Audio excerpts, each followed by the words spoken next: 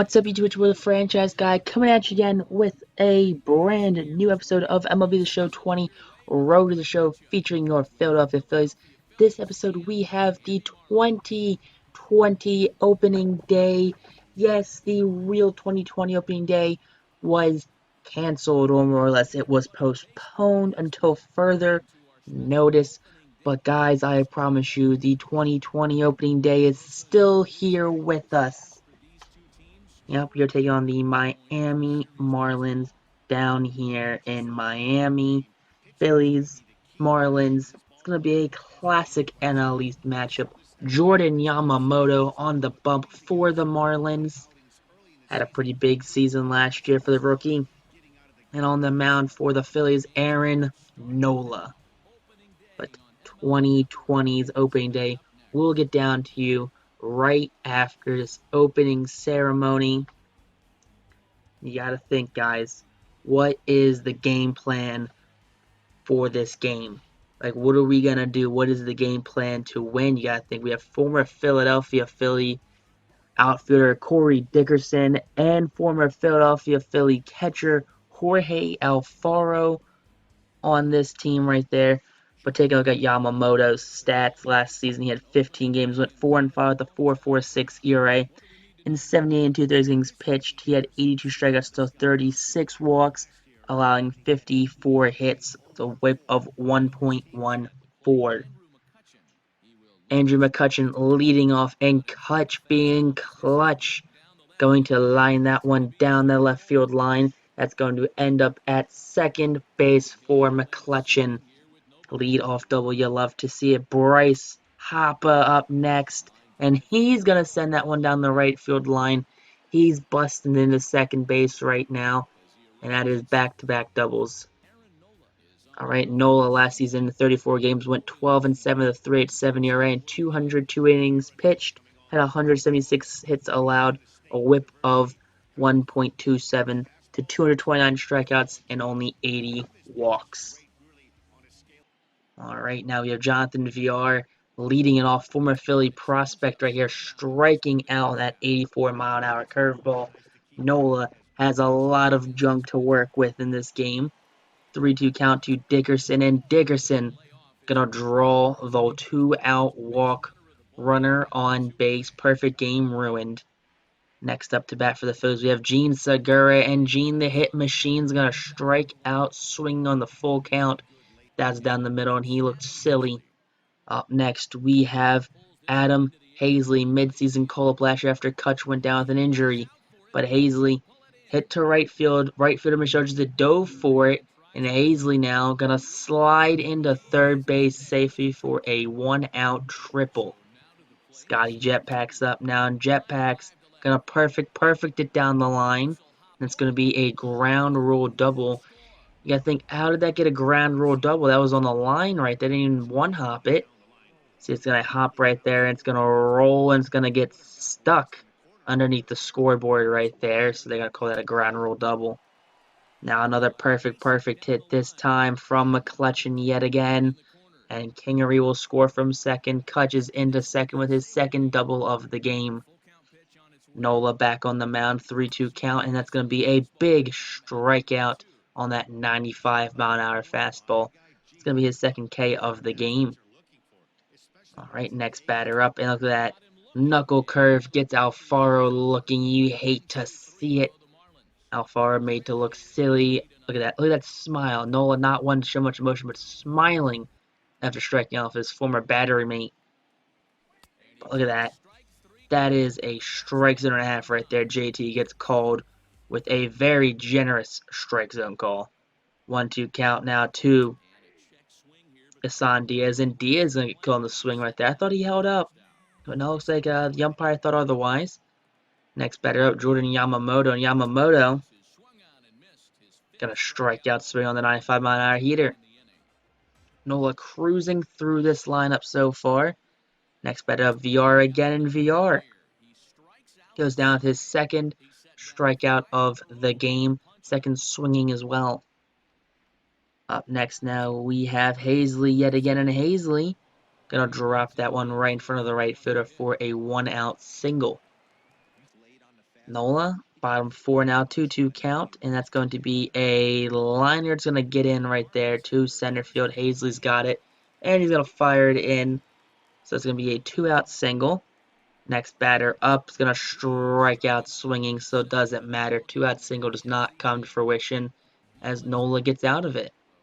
Top of the fifth now, here we go. Nola adding to his own cause right there is going to bloop that one into right field over the head of the second baseman right there, just out of his reach. Look at that, he's pumped too because he's not much of a hitter anyway. McCutchen up next, going to strike out swinging. That second strikeout of the game for McCutchen. Not like him at all. Now we have JT up, and JT's gonna drop that one in between the left fielder and the center fielder. You love to see stuff like that. Nola now dealing in the bottom of the fifth, and that's going to be a liner down the third base line. McCutchen gets it behind him. He can't cut it off, fires it in, and that's going to be a leadoff double for the Marlins. Now Nola in a bit of a jam. Now 3-2 count, and that's going to be a single to left field. Runner's going home, firing home, not in time. Runner stays at first, so it's going to be a RBI single right there. And John Birdie now pinch hitting for Yamamoto, making his season debut for the Marlins. And he's like, get out. That's what happened. He got out. Jose Urena comes in now, former starter, plunked Ronald Acuna on the arm season or so ago. Got in big trouble. All right. And doesn't matter as Didi Gregorius going to single that one into left field off Urena. Look at that. Look how happy he is against first hit as a Philly.